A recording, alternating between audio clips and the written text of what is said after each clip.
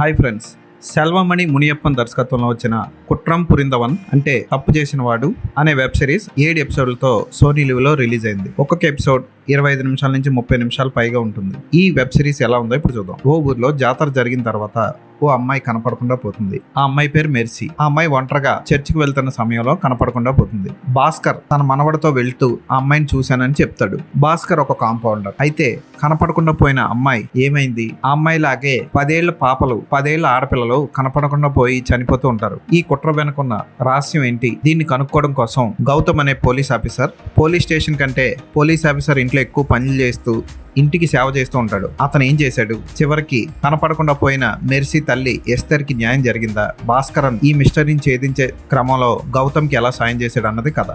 సెల్వమణి మునియప్పన్ చాలా అద్భుతమైన కాన్సెప్ట్ ని చాలా చక్కగా డీసెంట్ గా చెప్పాడు. ఎక్కడ అసభ్యతకు తావలేకుండా క్రైమ్ ని చాలా పకడ్బందీగా ప్లాన్ చేసి చక్కటి స్క్రీన్ ప్లేతో చెప్పాడు. ఇక అద్భుతమైన నటుడు పశుపతి తన ప్రధాన పాత్రను అద్భుతంగా పోషించాడు. ఆ పాత్ర చుట్టూ అల్లుకున్న రహస్యాలు అద్భుతంగా ఉంటాయి. ఇక విదార్థ్ పోలీస్ కానిస్టేబుల్ గౌతమ్ పాత్రలో బాగా చేశాడు. ఎస్తేర్ పాత్రలో లక్ష్మీప్రియ, ఇన్స్పెక్టర్ పాత్రలో మున్నార్ రమేష్, పాస్టర్ పాత్రలో అజిత్ కౌశిక్ తమ పాత్రలకు న్యాయం చేశాడు. అయితే ఎక్కువగా పశుపతి, విదార్థ్ పాత్రలే మనల్ని బాగా ఆకట్టుకుంటాయి. క్లైమాక్స్ చూసిన తర్వాత ఓరిని ఇలాంటి మనుషులు కూడా ఉంటారా అన్న ఫీలింగ్ కలుగుతుంది మనకు. ఆ విలన్ గాడు ఎవడో నేను చెప్పను, సస్పెన్స్ మీకు అలాగే ఉంచుతాను.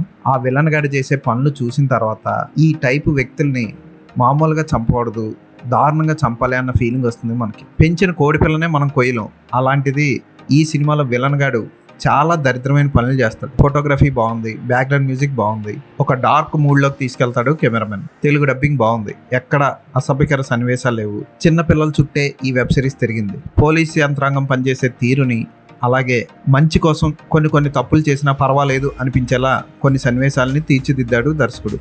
చాలా రియలిస్టిక్గా అనిపిస్తూనే అక్కడక్కడ చాలా చక్కగా చూపించాడు. పశుపతి మనవడు, అతనికి అయ్యే వైద్యానికి సంబంధించిన ఖర్చు, ఇవన్నీ చాలా చక్కగా చూపించాడు. పశుపతి క్యారెక్టర్కి ఎలాంటి ఎన్నో కష్టాలు పెట్టినా సరే అతను నిజాయితీని చక్కగా ఎలివేట్ చేశాడు క్లైమాక్స్లో. అలాగే విదార్థ్ కూడా ముగింపుని చాలా చక్కగా ఇచ్చాడు. నువ్వు ఏదైనా మంచి తలపెడితే ఆ దేవుడు నీకు ఏదో రూపంలో వచ్చి మంచి చేస్తాడు అన్నట్లు క్లైమాక్స్ ముగిస్తాడు. చాలా మంచి వెబ్ సిరీస్, కానీ ఇది క్రైమ్ వెబ్ సిరీస్. ఇది పిల్లలు కాకుండా మీరు పెద్దలు మాత్రమే చూడండి. అసభ్యకర సన్నివేశాలు లేవు, కాకపోతే క్రైమ్ ఉంది, పిల్లల చుట్టూ అల్లుకొని ఉంటుంది. ఈ వెబ్ సిరీస్కి నేను ఇచ్చే రేటింగ్ 3.5/5.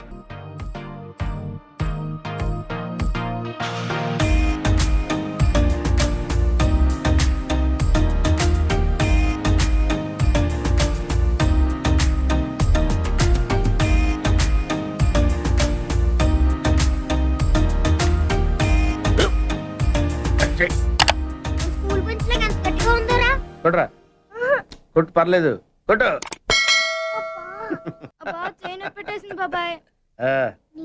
ఏంటి నువ్వు కొడతావా? కమాన్ బీట్ మీ యార్. వాణ్ణి నేను కొట్టడం లేదమ్మా, వాణ్ణే నన్ను కొట్టమంటున్నాను. నువ్వేం కంగారు పడక్కర్లేదు. అడుగుతావేంటి?